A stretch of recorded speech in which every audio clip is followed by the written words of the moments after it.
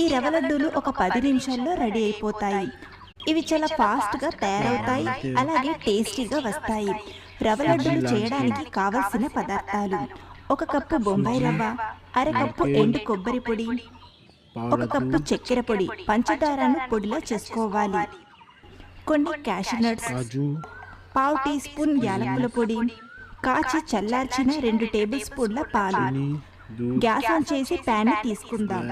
2 tea స్పూన్ల నెయ్యిని తీసుకుందాం.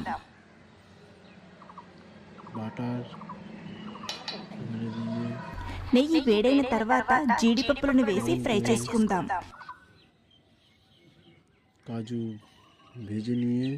ఇలా కాస్త ఫ్రై అయ్యాక ఇందులోనే 1 కప్పు రవ్వను వేసి బాగా వేయించుకుందాం.